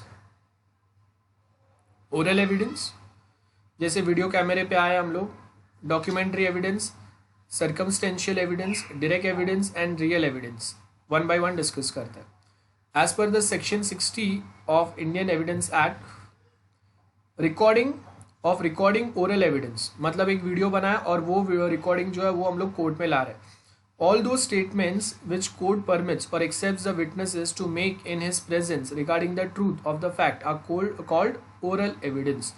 आपने बहुत बार देखा रहेगा ना, कोई जो मूवीज रहते हैं उसमें भी बहुत बार जो कोई हॉस्पिटल में है कोई एक पर्सन जो कोर्ट में नहीं आ सकता, रेप विक्टिम्स होते हैं, बहुत बार एसिड अटैक विक्टिम्स होता है, तो they give their statement over a video, that is the oral evidence, and उसको हम लोग देन कोर्ट में प्रेजेंट करते हैं एज अ एक्चुअल एविडेंस, जिसके बेस के ऊपर we have filed a case against any XYZ person. So oral evidence is that evidence which witness has personally seen और हर्ड। डॉक्यूमेंट्री एविडेंस बहुत simple है, electronic documents we are talking about. So Evidence Act says that all those documents which are presented in a court for inspection, such documents are called documentary evidence. Circumstantial evidences. The cookie monster is found standing by an open cookie jar with cookie crumb on his face. The circumstantial evidence would indicate that the cookie monster ate a cookie, however he was not actually seen eating the cookie. क्या बोला है अब यहाँ पे हम लोग क्या बोल रहे हैं? सम सर्कमस्टेंशियल एविडेंसेस भी है। सर्कमस्टेंशियल मतलब क्या हो गया? मैं सिर्फ कहीं पे ATM पे था सपोज, अब वो एटीएम पे मैंने ट्रांजेक्शन किया एंड सडनली मेरे अकाउंट में से मैंने 5000 विड्रॉ किए और 5000 और विड्रॉ हो गए एंड आई फाउंड आउट कि मेरे पीछे कोई पर्सन जो खड़ा था वो बहुत ध्यान से देख रहा था मेरे एक्टिविटी को, ठीक है। सो अब I am trying to prove कि ही वॉज ओनली स्पाइंग और ईव्स ड्रॉपिंग जिसको हम लोग बोलते हैं, लुकिंग ओवर द शोल्डर, जब अगर मैं अपने बैंकिंग क्रीडेंशियल्स एंटर कर रहा था तभी। And now I have a doubt कि इसी ने मेरे अकाउंट में से कोई ट्रांजेक्शन्स परफॉर्म किए। So we don't have an actual evidence उसी ने किया है, but we are pretty much sure कि he was the one who is eavesdropping looking over the shoulder, और वी कैन से कि वो ही स्पाई कर रहा था and now I have doubt कि उसी ने किया है and that's why I am filing a case against this XYZ person. सुना आपने ईव्सड्रॉपिंग होता है मतलब पैसिवली मॉनिटरिंग और listening the activities perform by any XYZ person over a network और ओवर एन इंटरनेट, इसको ईव्सड्रॉपिंग बोलते हैं। सो यहाँ पे क्या है, द सेम थिंग और same situation is happening here as well, जहाँ पे I was trying to enter some banking credentials. Now this problem occurs with most of aged people when they try to use the internet banking. So कभी कभी they don't remember their user IDs, so वो बहुत धीरे धीरे user ID press करते हैं। If I'm sitting besides that person, I can easily identify what was the user ID of that person, and by the way it is also visible on screen as well. Now at the same speed they enter password as well. So मैं एक एक letter बहुत easily monitor कर सकता हूँ कि what password that this person has entered, and based on that I can say कि okay मैंने वो स्पाई किया, देखा बहुत इजीली मुझे पता चल गया उसका यूजर आईडी पासवर्ड क्या है, and the same way I have also attempted one transaction on it. Next is direct evidence, जहाँ पे मैंने किसी को एक्चुअल में पकड़ा मेरा ऑनलाइन बैंकिंग डिटेल्स यूज करके मेरा अकाउंट एक्सेस करते हुए। रियल एविडेंस मतलब ये तो हम लोगों का फिजिकल एविडेंसेस ही हो गया है ना।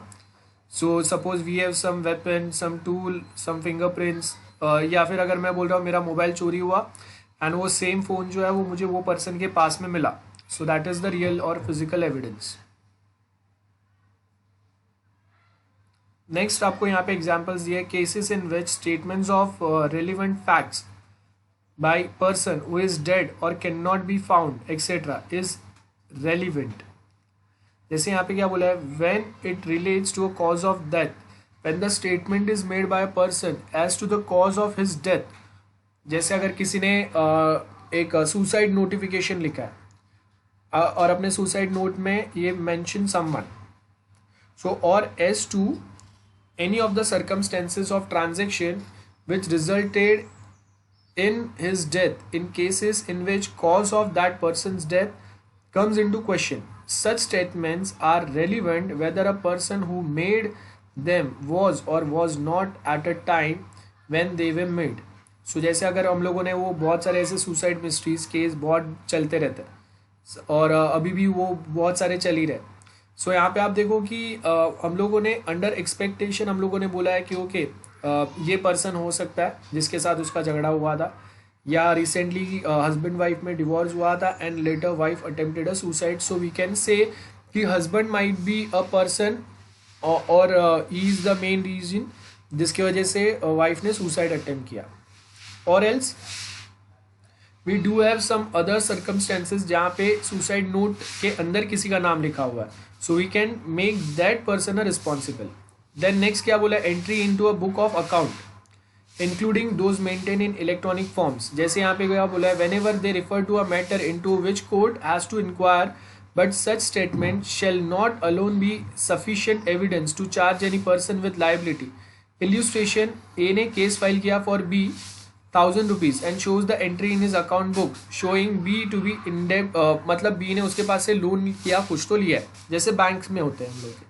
Entries are relevant but are not sufficient without other evidence to prove that debt commence admissible entries in a account book। जैसे अभी पहले के अकाउंट बुक क्या रहते थे, नॉर्मली कोई एक पर्सन वो अकाउंट बुक लिखेगा एंड उसमें ही जस्ट मेंशन कि okay I have given this much amount at this person at this rate of interest to this person।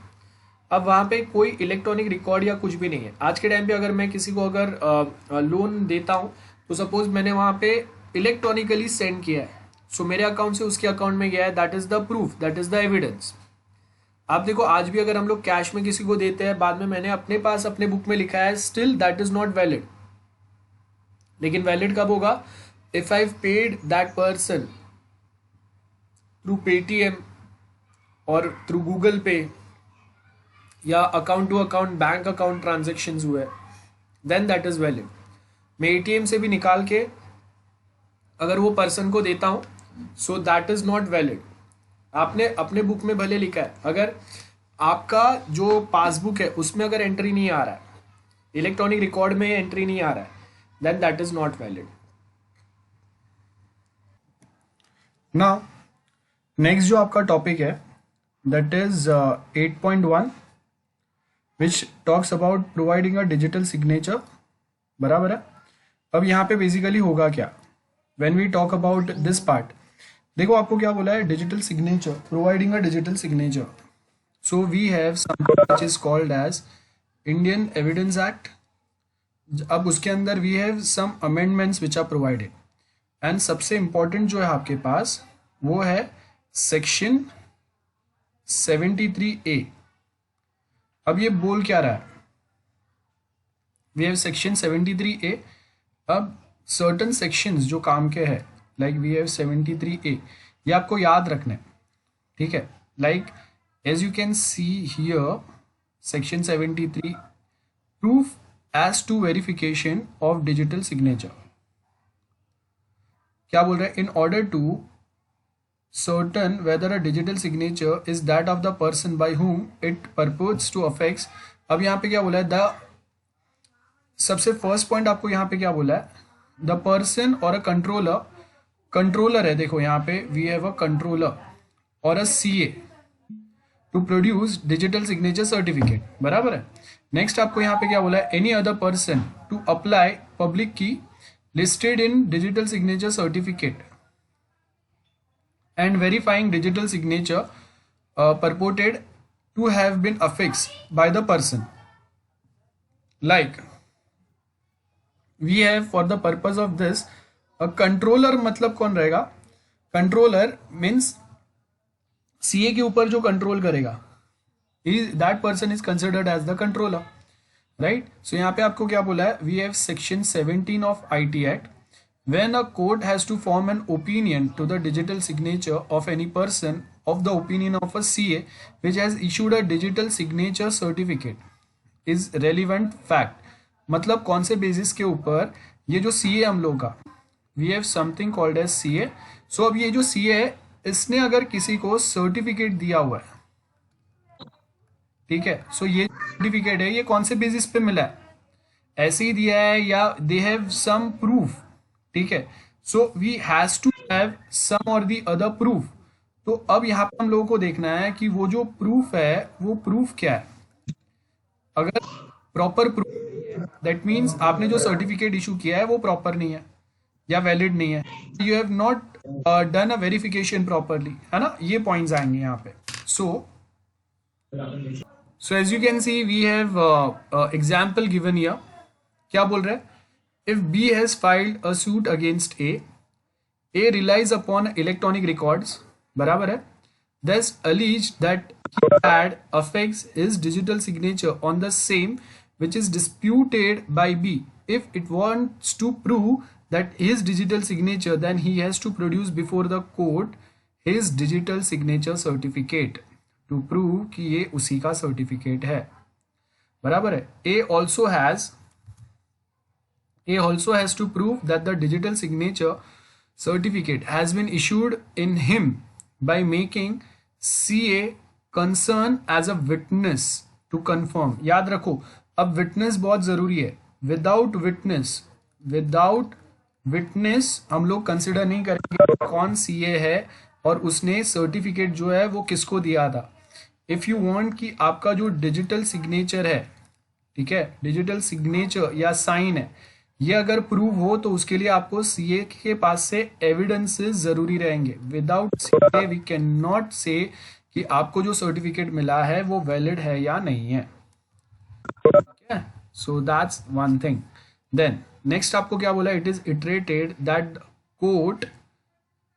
court authority in order to ascertain whether a digital signature is that of the person by whom it purports to have been affixed by the court may direct and the person or the controller or the CA to produce the digital signature certificate. Now next क्या बोला, any other person to apply the public key listed in the digital signature certificate and verifying digital signature purported to have been affixed by that person. So ये basic वही points दिए हुए. Next we'll discuss about is securing digital signature. अब देखो यहाँ पे आपको क्या बोला है, securing digital signature मतलब now it is not always the duty of CA but it is also the duty of subscriber, ठीक है। Remember we have something which is called as subscriber.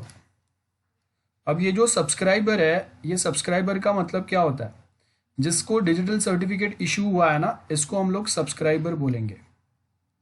सो अगर मुझे ये सर्टिफिकेट मिला है then I am considered as subscriber of this certificate and it's my responsibility to secure this certificate. That is very important. अगर मैं उसको secure नहीं रख रहा हूं then I can not go and file a case against any person. So unique to the subscriber affixing it, then capable of identifying such subscribers and created in a manner or a using by means under a exclusive control of that. So यहाँ पे आपको क्या बोला है, आपको उसको secure रखना पड़ेगा। So in proceeding involving secure digital signature, the court shall presume unless a contrary is proved that the secure signature affixed is affixed by the subscriber with an intention of signing or approving the electronic record. सो आपने वहां पे sign किया है। So if you have sign there that means you are liable, it's your signature. तो जैसे physical signature में हम लोग लायबल रहते हैं, वैसे ही same liability is provided in digital signature as well और इन डिजिटल साइन। सो अगर मैंने वहां पे कुछ किया है देन आई एम रिस्पॉन्सिबल, अगर मेरा डिजिटल सिग्नेचर वहां पे है तो। I hope this is very clear to everyone.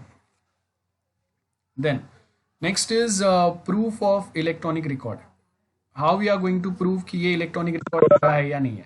So electronic agreement है सबसे पहले तो, sorry electronic agreement. What do you mean by agreement? Agreement मतलब parties agreeing, बराबर है, to something, उसको अग्रीमेंट बोलेंगे। So if I agreed with something that means मैंने वो अग्रीमेंट पे साइन किया है। So if I sign that agreement मतलब मैंने वहां पे देखा और उसके बाद ही मैं यहाँ पे साइन करूंगा, है ना। सो अगर मैंने वहां पे देखा है कि ओके कुछ चीजें हुए तो उसी के बाद में I will be signing that. I hope this is clear to everyone.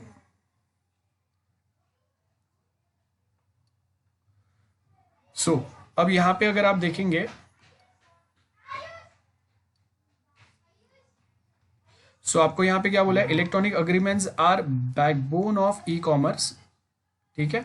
So the legal principle of admissibility, relevance and compliance कहां पे मिल रहा है हम लोग को, section 65B for admitting computer output as evidence of electronic records, बराबर है। Value and proof of digital signature shall also apply in e agreement and in e messages, electronic messages.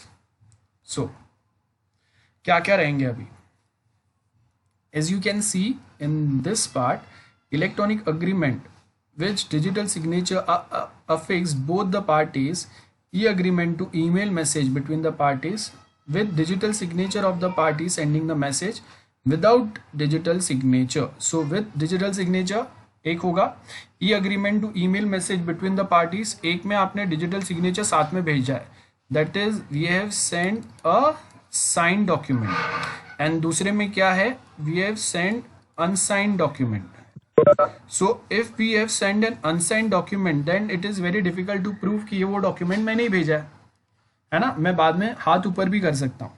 सो यहाँ पे आपको क्या बोला है, in section 85 we have something called as section 85.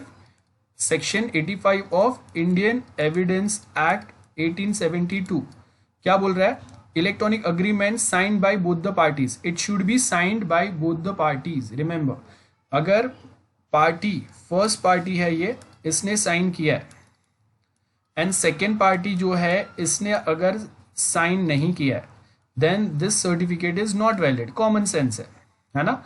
अब if we talk about e sign, that means digital sign आएगा. सो उसमें क्या होगा, इफ पार्टी P1 जो है वो अगर अपना डिजिटल सिग्नेचर के साथ में ये अग्रीमेंट भेज रहा है, they have sent an agreement with digital signature. So party P2 क्या करेंगे, they will send it for verification. और ये जो वेरिफिकेशन के लिए जाएगा वो कहाँ पे जाएगा, CA के पास जाएगा. एंड CA के पास जो वैलिडेशन अथॉरिटी है वो अगर बोलेगा कि हाँ ये जो साइन है ये वैलिड है, तो फिर क्या होगा, party 2 will provide his digital signature or e-sign on this document. That going to be a valid one. Now next we have is section 85A. क्या बोला है, presumption as to electronic record. The court shall presume every electronic record to an agreement containing the digital signature of the party was concluded by affixing the digital signature. The word shall presume, shall का मतलब क्या होगा, compulsory होगा. अब यहाँ पे क्या बोला है, कोर्ट शेल प्रिज्यूम, मतलब उनको ये अलाउ करना पड़ेगा unless the contrary party proved are missing, yet presumption और वो जो भी है nature do not conclusive which suggests that the burden lies upon the person who disputed the presumption to prove that agreement was not concluded by affixing the digital signature shall presume expression. So अगर आपका वो signature नहीं है कुछ है तो then you should come there, है ना. So Indian Evidence Act 1872 it states that evidence of the terms of contract grants other disposition of the property reduced to form the document. No evidence can be given in a proof of such terms as a contract etc. अब electronic messages का क्या होगा, again ये भी बहुत simple है. Electronic message, if I send a WhatsApp message, है ना. सो व्हाट्सएप मैसेज जो अगर आ रहा है तो वो भी क्या होगा, इलेक्ट्रॉनिक मैसेज है. If I send an email, तो ईमेल जो है वो भी क्या होगा, इलेक्ट्रॉनिक रिकॉर्ड होगा. सो यहाँ पे क्या बोला है, electronic records first thing and electronic messages status of documentary evidence होगा. Nowadays many people are using email messages can be easily compassed and manipulated, so it is important to take precautions when giving email as an evidence. Digital signature enhance the credibility of email messages. Data is encrypted using asymmetric cryptography. Now what we mean by asymmetric cryptography, we have private key that is with owner and we have public key that's with other people, है ना. सो यहाँ पे हम लोग क्या बोल रहे हैं, for this is for decryption and this is for encryption. So we are using for encryption we are using public key, for decryption we are using private key. So we are using two different keys. Remember, we are using two keys for encryption as well as for decryption. We are using two different keys and hence this is called as asymmetric cryptography. क्या बोलेंगे इसको, asymmetric cryptography बोलेंगे. So and ये asymmetric cryptography जो है वो कहाँ पे हम लोगों ने ऐड किया है, इन डिजिटल सिग्नेचर और इन digital certificate while providing. So digital signature is used to identify signatory and the grant integrity of the data. Integrity कैसे मिलेगा, with the help of cryptographic technique. Cryptography का मतलब क्या होगा, cryptography मतलब cipher and decipher. We have something which is called as cipher text and decipher करने का मतलब क्या है, decrypt करना. Cipher and decipher, cipher plus decipher, इसको हम लोग बोलेंगे क्रिप्टोग्राफी, ठीक है, या क्रिप्टो सिस्टम, जो भी आप बोलो. सो यहाँ पे हम लोग को क्या बोला है, in Reception 12 of IT Act gives the information about the acknowledgement of the recipient of electronic record. It is used to identify the originator and the addressee, किसको वो send हुआ था और originator कौन है ना, and sending and receiving the messages. Acknowledgement receipt में क्या बोला है यहाँ पे देखो, where originator has not stipulated that the acknowledgement of the receipt of electronic record is given in a particular form or a method as acknowledgement may be given. Like मैंने बोला है कि whenever you reply, if you reply to my message, then only that is considered as acknowledgement. लेकिन अगर आपने वहाँ पे अगर reply नहीं किया है, if reply was missing, then acknowledgement नहीं मिला है. So for acknowledgement your reply should be compulsory. So यहाँ पे क्या बोला है, as communication by addressee automated or otherwise, तो reply ज़रूरी है. Any conduct of addressee sufficient to indicate the originator that the electronic records has been received. Then where the originator has stipulated that the electronic record shall, देखो यहाँ पे shall मतलब compulsory होगा, binding only the receipt of an acknowledgement of such electronic record by him unless the acknowledgement has been received, the electronic record shall be deemed to have been never sent by the originator. So if reply is missing, reply missing, that means originator, जो भी originator ने भेजा है वो receiver को कभी नहीं मिला है. So यहाँ पे अगर आप देखेंगे, when originator has not stipulated that the electronic record shall binding only on the receipt of such acknowledgement, the acknowledgement has not been received by the originator within the time specified or agreed. If not, no time has been specified or agreed within a reasonable time, then originator may give notice to the addressee stating that no acknowledgement has been received by him, specifying the reasonable time which the acknowledgement must be received. तो अगर मैं बोलूँगा as soon as possible, बराबर है ASAP, you receive this email, send me an acknowledgement. अब professional email जब हम लोग भेजते हैं तो ये बहुत ज़रूरी रहता है. अगर आप नहीं भेज रहे हो तो मैं वापस उसको क्या करूँगा, वापस I will ping that person स्टेटिंग send your acknowledgement. ठीक है, सो उससे पता चलेगा कि वो पर्सन मुझे एक्नॉलेजमेंट भेज रहा है कि नहीं, और ये मेरे पास एविडेंस भी रहेगा. सो इलेक्ट्रॉनिक रिकॉर्ड्स वही है. अब यहाँ पे क्या बोला है, following are the question pertaining the electronic message. First is identifying the originator, बराबर है, that means the source, recipient, receiver ही आएगा of course, and identifying the message as a fed into computer for transmission the originator with the message received by the addressor. तो message क्या है? So what we have a source who sends a message, और ये message किसके पास गया, receiver के पास गया. तो now we also have an information what was this message. So क्या बोला है, the content of electronic message are not change. Content of electronic message क्या है वो आपको यहाँ पे पता चलना चाहिए. Places of evidence relevant to originator. The author states images that the original to himself. Then witness statement if any who is having acknowledgement the content of e-message, questions, address, वही है. Then proof of email address, वही बताया, e-messages was sent to address, acknowledgement मिलेगा from the email, वही है. Then acknowledgement if any of the recipient e-message, वो basic points आपको दिए हुए. आई डोंट थिंक अभी ये वापस हम लोगों को डिस्कस करने की इतना ज़रूरत है. नाउ नेक्स्ट क्या बोला है, places of electronic evidence relevant for addressing. क्या बोला है, द प्रूफ ऑफ